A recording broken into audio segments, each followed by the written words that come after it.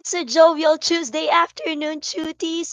Welcome back to Itulay Online Tutorial in English 8. This is Tutor Jovi from SDO Butuan City, guiding bright minds to be English proficient ready at nagsasabing pag dinagdagan ng learning, nagiging mas magaling. Hayan! Hello to all our cuties who are watching right now all over the Philippines. Na-miss po namin kayo. Tutor Ruby will be here in a while because she is attending to a very important matter. But don't worry, I know she's very excited also to welcome you all once again as we resume our Itolay online tutorial here in English 8, here in depth at Itolay. Na-miss ko yung mga pangalan nakikita natin sa chat box at sa comment section. Ayan po. So, if you noticed, I have a husky and hoarse voice kasi nga we are feeling under the weather today. But I'm so happy, parang gumaling na agad ako dahil nakita ko na naman kayo. So I'm so happy, cuties, and welcome back sa ating live session dito sa English 8. Nakikita ko and I want to greet our cuties who are watching right now. And of course, we also have teachers who are watching right now. Our avid teacher, Sir Darwin Centillas from Ocampo National High School. Hello po. And to all our cuties who are watching, hello, Ma'am May B. Serato, Marniel K. Lahat ng mga cuties natin from Ingod Ramona, Ramon National High School, Ocampo National High School, Santa Lucia National High School, at marami pang iba. And Ampayo National High School. Ayan po. So welcome po sa ating Itulay online tutorial. And as we all know, this is our Tuesday habit because Tuesday is Choose English Day every 2:20 to 3 p.m. Catch as always, Tutor Ruby and Tutor Joey for the Itolay live session in English 8. We can be watched through DepEd or DepEd Itulay na pala na Facebook page at saka DepEd Educational Technology Unit or DepEd TV YouTube channels. Hello din po sa lahat ng viewers natin sa YouTube channels. Now, cuties, you may take a screenshot of the important dates for the fourth quarter. Malapit na po tayong matapos and we will be recognizing your efforts as excellent duties here in Itolay, and of course, the support of all the teachers and schools and school administrators this coming May 28th for our quarter recognition for third quarter. Ayan po. Now, cuties, don't forget, you know the drill. Don't forget to please like and share our session ngayon. Now, cuties, how are you? While you are ticking the like button and sharing also this session, I just wanna ask our cuties right now. Kumusta naman yung 2-week vacation or 2-week break ninyo? Just type it or just use an emoji. Ayan. Just use one emoji that describes your 2-week break. Ayan nga. Tingnan nga natin. Sa akin, if I will be able to use, I will be using a heart react sa ating comment section kasi ang dami kong nagawa for the 2 weeks, ayan po. Ayan, so according to Marniel Kai, she's fine. Good to hear, Marniel Kai. Na-miss kita. Na-miss ka namin ni Tutor Ruby. Ayan po. What else? Ayan, merong heart eyes at saka yung my heart at saka pink flower from Sir Darwin. Ayan po. Kasi nga, marami tayong nagawa noong nakaraan. Of course, we celebrated Mother's Day and of course, we also had our election day. Ayan po. So, meron tayong nakikita ng mga emojis dito. Princess Diane, na-miss din kita. S- Ano ito? Parang from Mary Antoinette, it's a roller coaster. Wow, parang it's fun. Ayan, so thank you so much, Chuty. So alam namin ni Chuto Ruby na talagang you were able to spend your 2-week break productively and you were able to spend quality time with your family and loved ones. Now, Chuties, tingnan na natin. Let us have a review of the previous topic that we discussed. This is what we're going to do. Read each item carefully. Type the letter of the correct answer. Tingnan nga natin if you still remembered our previous lesson. Though 2 weeks had gone by. Tingnan nga natin if you will still be able to get a perfect score. So please type the number and the letter of the correct answer. Ayan. Number one. So I will be only reading the question once and the options once. All right. Number one. Which selecting and organizing of information techniques will you use to build the skeleton or basic framework of the story or a passage? A. Brainstorming. B. Outline. C. Graphic organizer. Or D. Timeline. Ayan. So we got an answer from Marniel. Number one, it's letter B. Keep your answers coming. Chutis, tingnan nga natin sa comment section. Baka may nag-comment from our YouTube viewers. Ayan po. Ayan. So we have an answer from Marniel Kai, from Christopher Andrew. Hello, Christopher. Ayan, you have the same answer with Marniel Kyle. Let's check. Yes, that's right. It's letter B. It's an outline. Remember, an outline serves as a framework, okay, or a roadmap of a story or a passage. Yeah. Number two, correct. Which outline uses words or phrases as entries? Which outline uses words or phrases as entries? Number one, phrase A, phrase outline. B, sentence outline. C, word outline. Or D, topic outline. Now type the number two and your answer. Anong klase ng outline ang gumagamit ng mga salita o phrases? Okay, as entries. Yan. So Marniel again answered letter A, followed by Christopher. Ayan po. Let's find out. Dun, dun, dun, dun. Okay, it's a topic outline. It's letter D. Okay. Now, let's have, kasi ang topic outline is just words or phrases, whereas a sentence outline uses really sentences. Okay po? Let's have number three. Which of the following is also called as expanded outline? A. Phrase outline. B. Sentence outline. C. Word outline. Or D. Topic outline. I hope, cuties, you will bear with my voice kasi nga we are feeling under the weather today, pero itutulay po natin ito, right? Okay, now what's your answer for number three? Which of the following is also called an expanded outline? A. Phrase outline. B. Sentence outline. C. Word outline. Or D. Topic outline. From the name itself, expanded outline. Ayan. So we have an answer from Marniel again. It's letter B. Christopher answered. Ryan Jake answered B. Let's find out. Yes, that's correct. A sentence outline is also called expanded outline. Good job, everyone. Let's have number four.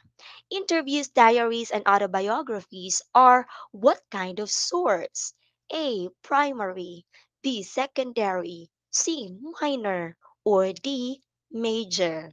Yan po. Ano yung saan ba nabibilang yung mga interviews, diaries, and autobiographies? Under what kind of source?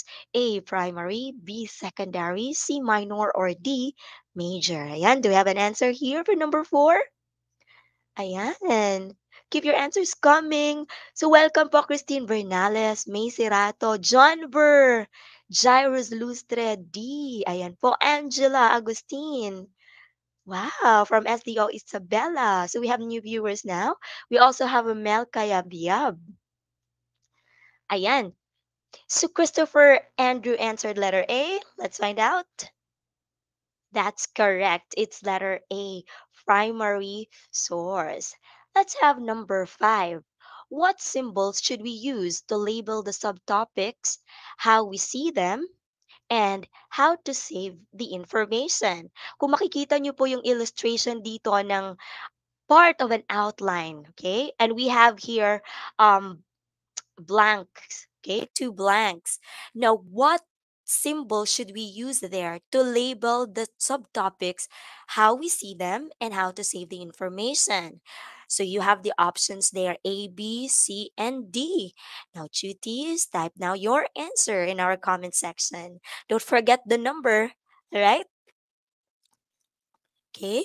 So let us see if you still remembered. And while waiting for the answers of our duties, let me greet April Boy Panganiban. Hello po, watching from Doña Magdalena. Hi! Welcome po, April Boy, and to all your classmates and teachers who are watching right now. Si Christopher again, nangunguna, sumagot ng letter A. Alright, Marniel answered letter D. Ayan po. Yan. We have really new viewers and a lot of viewers from Doña Magdalena Gafud High School. Ayan, welcome po. You are welcome here po dito sa ating live session this afternoon, and you can join and you can participate by answering. We have answer from Gj A, Abdul Rahman Bari A. Let's find out. Okay. Now, Chutis, kung mapapansin nyo noon, right? After the big letters, we can use already the numbers 1 and 2. Okay? As labels to use for the subtopics here, how to see them and how to save information. Ayan, who got a correct answer? Ayan po. Now, Chutis, please type the number of hearts corresponding to your scores in this review activity. Ayan, ilan po ang scores ng ating mga madlang cuties ngayon? So, Marniel got 3. Good job. That's good, Marniel. Keep it up. Don't worry, we still have a lot of activities later. So, keep your scores coming, cuties, para naman malaman ko at malaman namin ni Tutor Ruby if you still remembered most of those items included in our topic, in our previous topic. So, Chutis, welcome now to our third week topic, which is all about recognizing and gathering essential information. In the actual competency stipulated in our guide, one competency that we should be able to develop is to how to synthesize essential information. So this topic covers 2 sessions, and we'll do first the initial step before we synthesize essential information, and that is recognizing and gathering essential information. So welcome now to our quarter 4 week 3 topic, the recognizing and gathering essential information in various sources. Okay, and we would like to thank SDO Nabotas and SDO Zamboanga for letting us use their modules as our references for this afternoon session. Ayan po, hello to Jasmine Batad. Now, you may mention, guys, or tuties, your classmates, friends, or your teachers whom you want to join in our live session. So here are our objectives for this lesson. First, we need to recognize essential information from primary and secondary sources. Second, distinguish main idea and significant details. And lastly, gather essential information about students' perception on limited face-to-face classes. Let's get started. Now, GTs, okay? I have here another activity prepared for you. This is what you're going to do. Type the thumbs up icon, okay, if the picture in each item is a source of reliable information, and thumbs down if it is not. Okay, one more time, type the thumbs up icon in the comment section if the picture in each item is a source of reliable information, and thumbs down naman if hindi. Okay, now tap the heart react if you are all ready. So Chutis, you know the drill. Type the number and you just choose between the thumbs up icon and the thumbs down icon. All right? Let's start with number 1. Ayan. So ano yung makikita natin sa number 1? What picture is this? These are, okay, magazines. Correct. Now, cuties, are magazines sources of reliable information? Thumbs up or thumbs down? Okay, tingnan nga natin sa comment section. Let me check my StreamYard comment section if we have prompt answers here. Ayan. Ayan.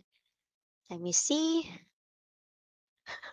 Number lang nakikita ko kay Christian. Ay, Christopher. It's okay, kuya. Yes, you're right, Ryan Jake. These are magazines. Now, the question, Ryan Jake, is, are magazines sources of reliable information? Thumbs up or thumbs down? So we have an answer already from Venus, Nasam, Ryan Jake, Marniel, thumbs up. Yes, that's correct. So these magazines are sources of reliable information. Correct. What about number two? Ano ito? Alright.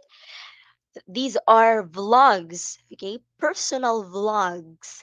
Alright, that we can watch in YouTube, okay? Or in can we can watch these personal vlogs in some platforms. Ayan. For number two, okay, what about these vlogs? Are they sources of reliable information? Are they credible? All right. So please type your answer. Is it thumbs up or thumbs down? Okay, so Christopher naman, nanguna. Thumbs down. Okay, you are right, kuya. It's thumbs down. Okay, kasi nga, most personal vlogs, kaya siya naging personal vlogs because the contents of these vlogs are most likely opinionated. Okay? Ayan. Let's have number three. Ayan. What do we call these? These are, okay, newspapers. Yes, that's right.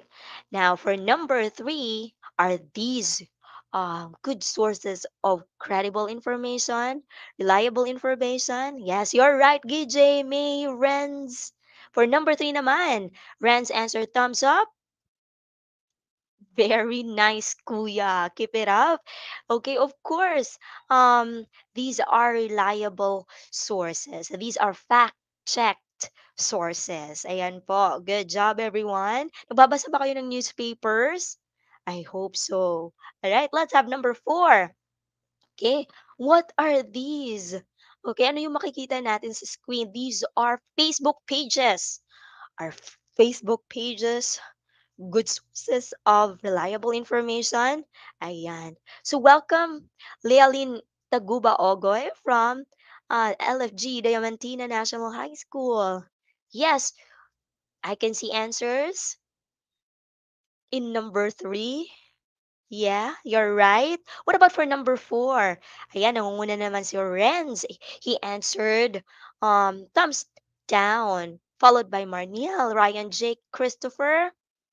Yes, it's a thumbs down, okay? Let's have number five. Ayan, TikTok. Nagti-TikTok ba kayo dito, cuties?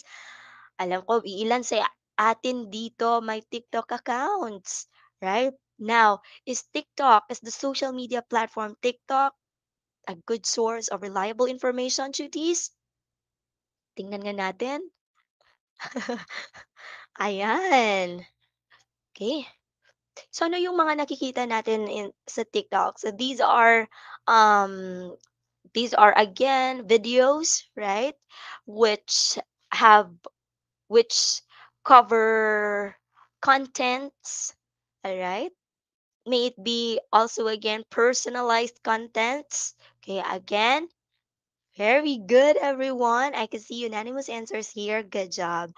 Now, Chutis, type now your scores in the comment section. Again, type the number of pink hearts that correspond to your scores in our activity. Ayan. Who got 5 over 5?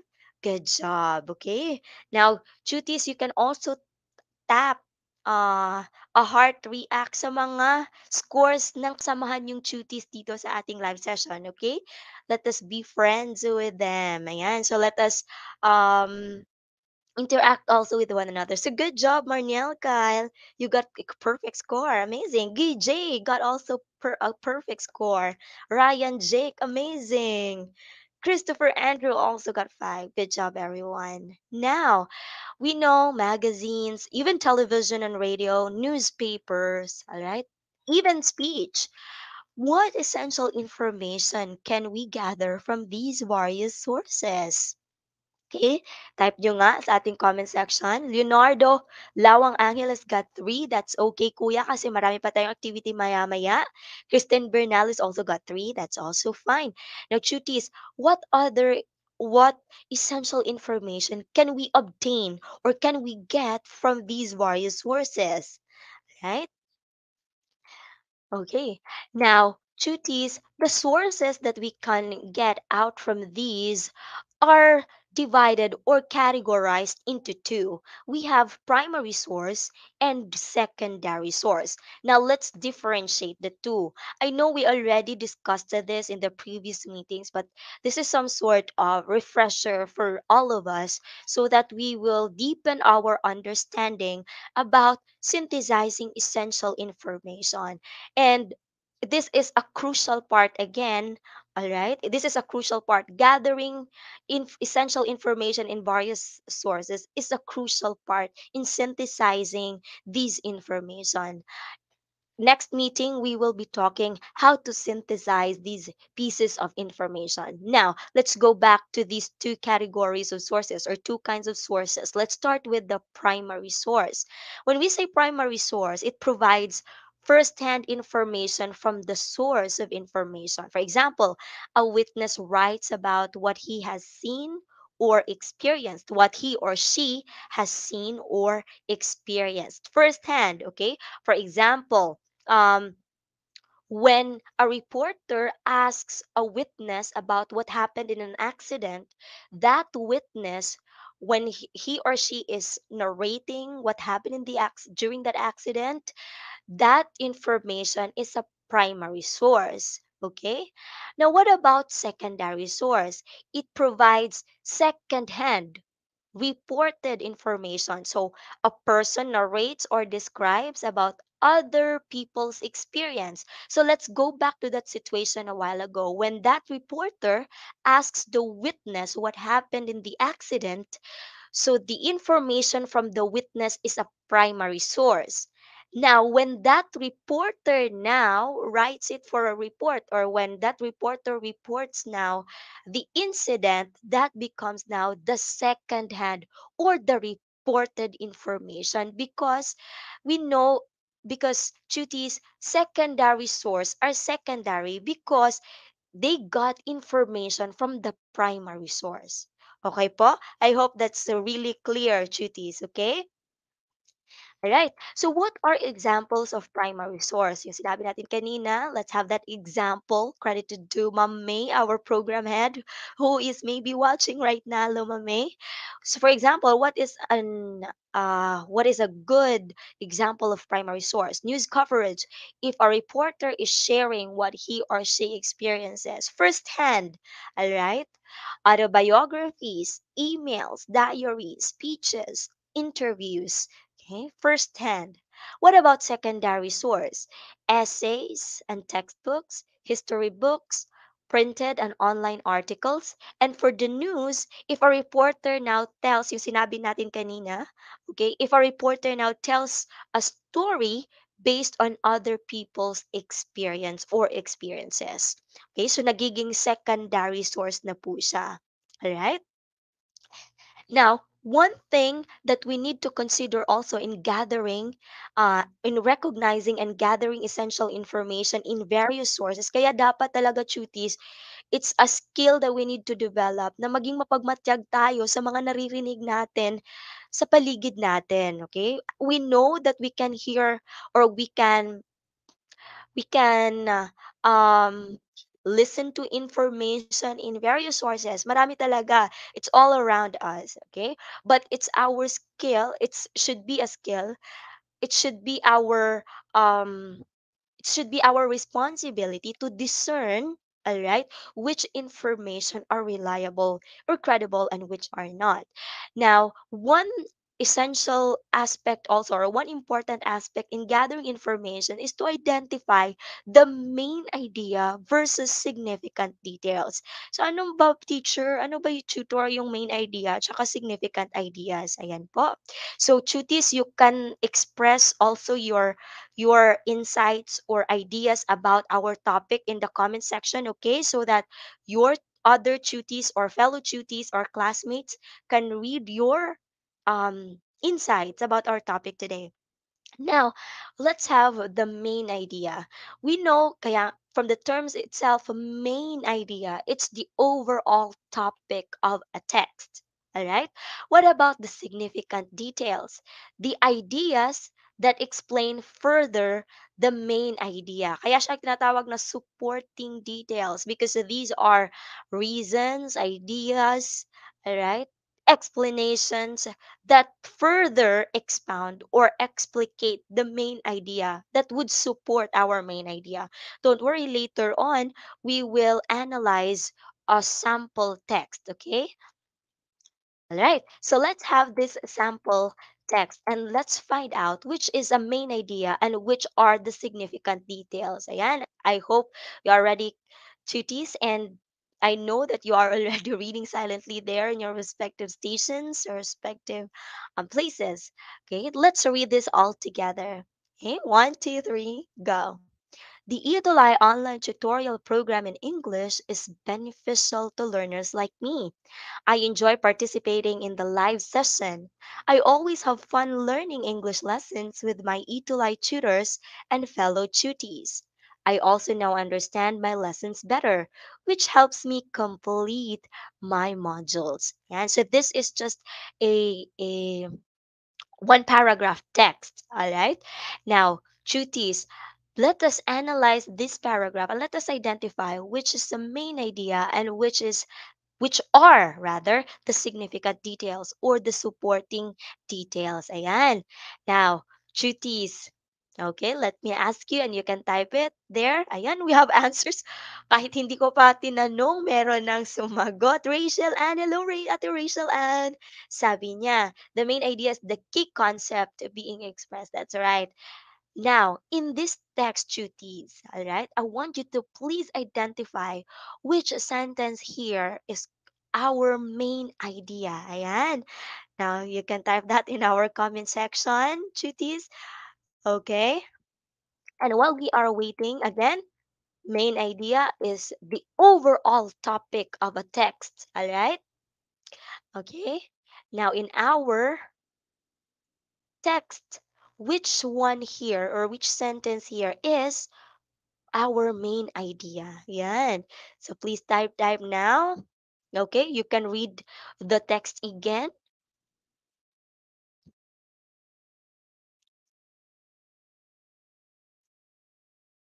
Ayan po. Okay, do I have an answer? Let me check the comments in our StreamYard platform. Do we have? Okay, so chutis. Okay, we are free to express here if we have our ideas. So please, all right, type your answers in our comment section. Okay?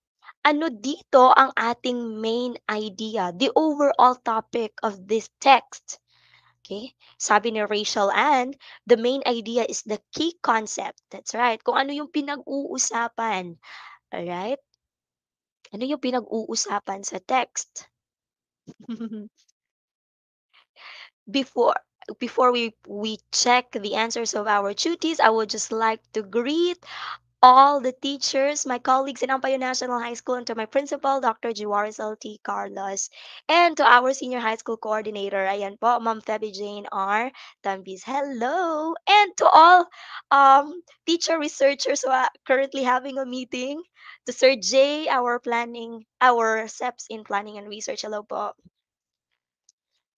Okay, now, Chuti, what do you think is the main thought, okay, this passage is trying to convey to the readers?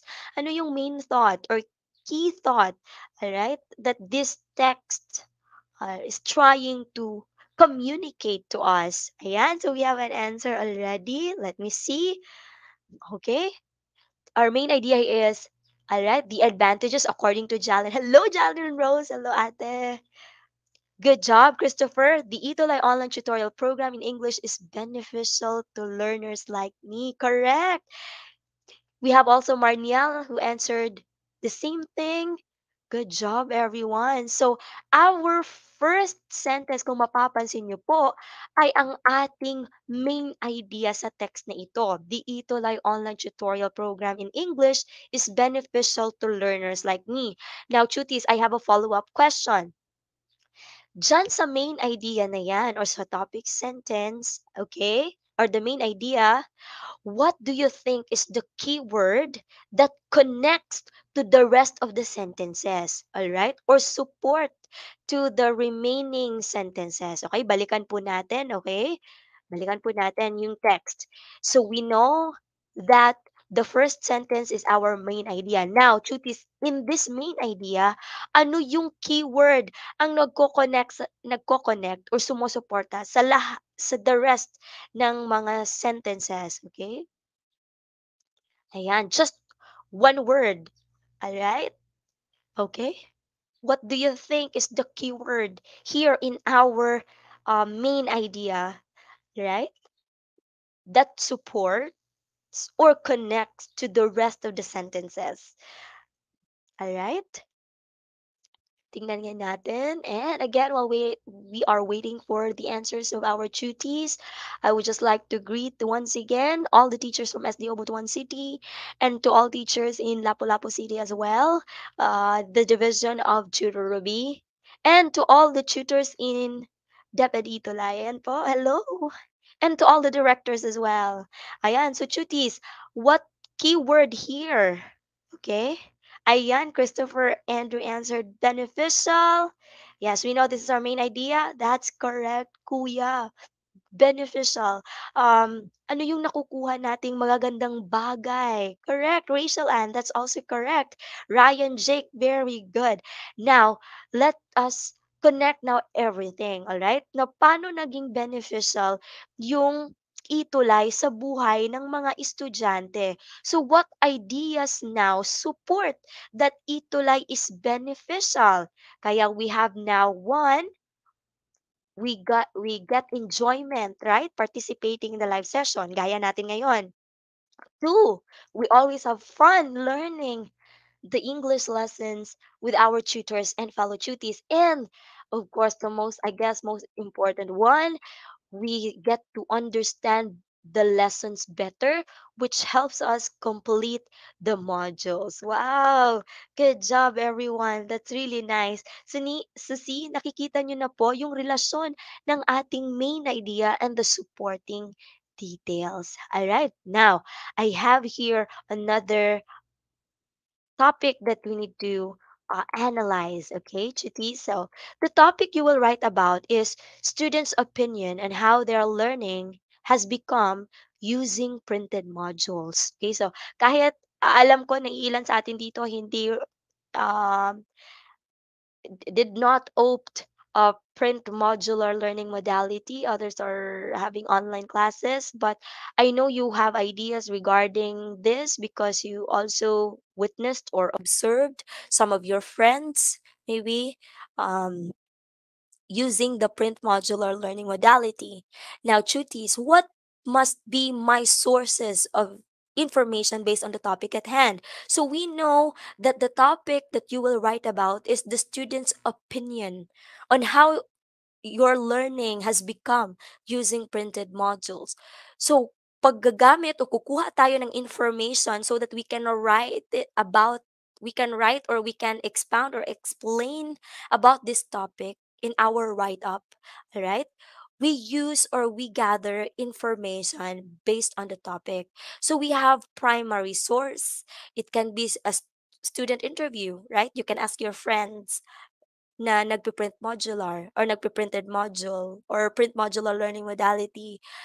We can also have our secondary source. You can read articles and research about students, all right, who opted printed modular learning modality. At ano yung nagiging learning nila, okay? How has their learning become using this modality? So we can read articles and researches related to the topic. So information from a primary source, kaya yung student interview, sasabihin, I find it difficulty understanding the lesson. Bakit? If you have follow-up questions, kung ikaw yung nag-i-interview, maybe that student would answer kasi nobody would explain that lesson to me. So I would have a hard time answering my modules. So yun po. Okay? So these So yung interview ang nagiging primary source. Ano yung nagiging secondary source natin? Yung mga articles na nababasa natin or a research journal relevant to the topic. Ayan po. So I hope cuties, you are able to grasp how to gather essential information, especially when you are asked to write, okay? An essay, an article, or a paragraph. Now, let's go now to our activity. Ayan. Hello, Ate Jillian. Please join our quiz. Okay? And this is what you're going to do. Read each item carefully and type the letter of the correct answer. So, chutis, we still have 5 minutes left. So, I know mga keyboard warriors kayo. I will only be reading the item once and along with its options, and you can type right away your answers. And po, let's have number one. The overall and general idea of a text is called blank. All right? The overall and general idea of a text is called blank. A. Supporting detail. B. Sentence outline. C. Main idea. Or D. Topic argument. Hello, Jolly B is watching right now. Ayan. So we have an answer. Marniel answered C. All right. Keith Barry, I like your name. Keith Barry Parilla Racelis. Hello. Welcome po sa ating live session.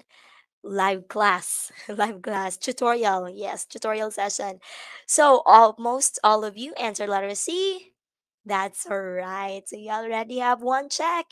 So a main idea is the overall or general idea or the key thought, okay, in a text. All right. Let's have number two.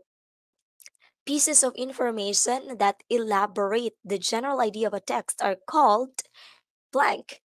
A. Supporting details. B. Sentence outline. C. Main idea. Or D. Topic argument. Ay, grabe, bilis niyo mag-type. Ryan Jake. Ayan, mabilis ba sila mag-type? Ikaw din naman ah. Nangunguna ka din naman, Kuya Ryan Jake. Ayan. So, Marniel answered letter A. Yes, ano yung pieces of information that further explain, all right, the main idea or the general idea of a text. Anong tawag natin sa kanila? Okay? So almost all of you answered here. That's correct. Supporting detail or supporting details.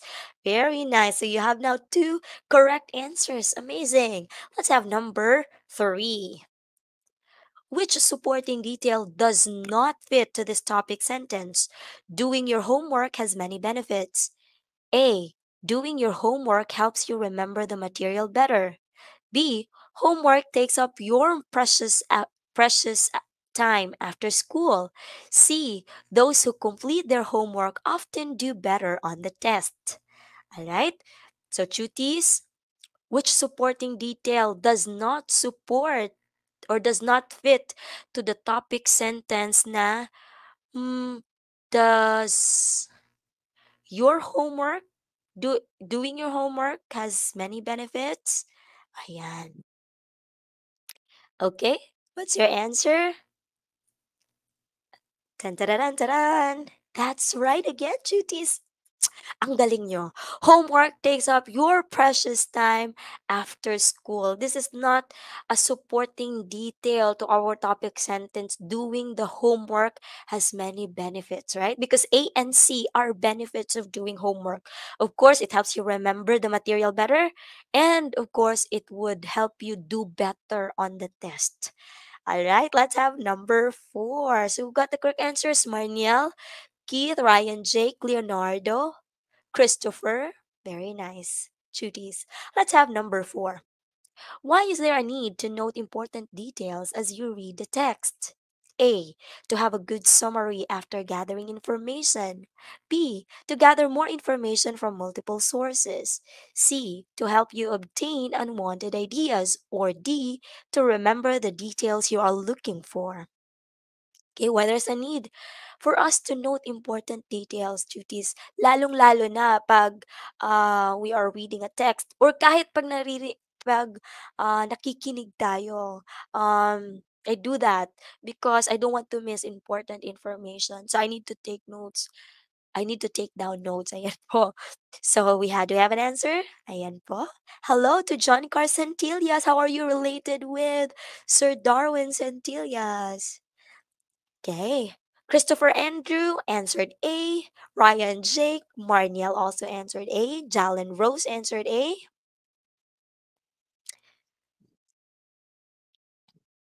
Ayan. Again, cuties why there's a need for us to note important details. Is it A, to have a good summary? B, to gather more information? C, to help you obtain unwanted ideas? Or D, to remember the details you are looking for? Sinabi ko na ito po kanina na why I take down notes is for me to I don't want to miss any single important detail. Ayan, parang naging divided yung answers natin dito. In number 4. Now, why there's a need for us to take note? Alright? The correct answer is it's D, cuties, to remember the details you are looking for. When we note details, hindi pa po tayo nagsa-summarize. Alright? Hindi pa po tayo nagsa-summarize ng information. One direct impact of noting details is really for us to remember the details that we are looking for. Ayan po. Ayan, Christopher already answered D. Okay, so cuties, I hope that's clear po ha. When we note details, hindi pa po tayo nagsa-summarize. Alright? We note details to remember the details. Okay. Number 5. I have your situation. Tina gathered information from various sources based on her topic. However, she cannot take note of the important details. As a result, she is having a hard time working on her paper. Which one could be a possible reason for this? A. She cannot tell between main ideas and supporting details. B. She cannot find the right sources that connect to her topic well. C. She has gathered way too many sources that she could deal with. Or D. She has reread the materials way too many times. Okay? Ayan, so cuties. Alright. Am I still here? Naririnig ko po ba ako? Parang nag-lag po sa aking end. I hope hindi pa po ako nawala. I'm still here. Am I still here? Yes, alright. So what's your answer, cuties? Okay, ano yung naging problema ni Tina when she's gathering information from various sources? She cannot take note the important details and she has a hard time working on the paper. So ano kaya yung naging posibleng rason nito? Okay?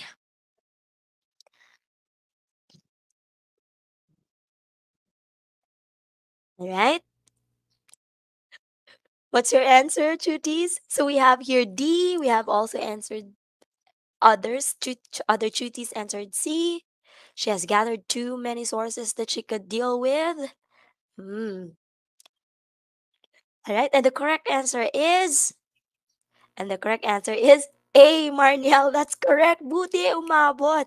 She cannot tell between main ideas and supporting details. Okay? Pag sinabi po natin she has gathered too many sources that she could deal with, um, Tina has already gathered this information relevant to her topic. Okay, so that's narrowed down already. But she has a hard time taking note of important details kasi nga hindi alam ni Tina kung ano yung main ideas at saka supporting details. Ayan. So already Marniel already typed 4 pink hearts in the comment section. Good job, Marniel. That's cool. What about the other cuties? Yes, you're right, Jalen and Keith Barry. Good job. It's letter A. Now type the number of pink hearts again in our comment section that correspond your scores. Okay, that tell us your scores. Ayan. 3/5. Tsaka may smiley face. Ay, gusto ko yan, Kuya Ryan, Jake. You're still positive to learn more. It's okay, Kuya. You did your best. You're amazing, Kuya Ryan, Jake. Right? And I know you're having fun. It's also important. Okay? Now, cuties, in gathering essential information kasi nga yung goal natin sa susunod na leksyon or sa susunod na session would be synthesizing information. And one important step, okay, a primary initial step that we need to do before we synthesize information is to gather these information from various sources. So one must be able to distinguish between a main idea and supporting details. Now, duties, what do we call? Okay, so please complete these statement. So I have two statements here actually. The blank is the text's key thought. The main idea is then elaborated by each. Yan po. Okay. Hello, Norlene from Don Mariano National High School. Okay? So ano yung overall topic ng text duties? Anong tawag natin doon? The key thought or the key idea. And this main idea is then elaborated by each. Okay? Since we don't have much time, the main idea is the text key thought, and this can be elaborated by each topic sentence, especially if the text has different paragraphs. All right. After each topic sentence are sentences that have examples and further explanations. These sentences have the, okay, ano tawag natin sa kanila, yung mga sentences or um, explanations, reasons, all right, that further explains the main that further explain the main idea. Okay. Dun, dun, dun, dun. Yes, that's right. Nakikita ko na sa comment section, supporting details. Amazing. Good job, everyone. So, I hope you will be able to retain these information so that we can connect them as we go along with our discussion. All right. Now, let's find out whether objectives are attained today. First, we were able to recognize essential information from the primary and secondary sources. We were able also to distinguish main idea and significant details. And as your activity, gather essential information about students' perception on limited face-to-face classes. Now, Chuti, ito na po yung gagawin natin as your additional exercise. Gather information on students' ideas and feelings about limited face to face classes. You can have as many as 5 sources. Write your sources. Identify if this source is a primary or secondary source, then put each source's main idea. Use the table on the next slide. So we have here, okay, cuties? So ano yung topic natin? Ano yung pag-uusapan natin? The students' ideas and feelings about limited face-to-face classes. Kung nakapag face-to-face na yung mga na yung kapag nakapag face-to-face na yung iba sa inyo dito sa mga cuties, then of course you can have your interview with your classmates, or you can even have your ideas, sharing of insights about limited face-to-face classes. Again, cuties, you can have as many as 5, and please identify each source, whether it is primary or secondary, and you can use this table here. All right, don't worry, I will be sending this in our respective group chats.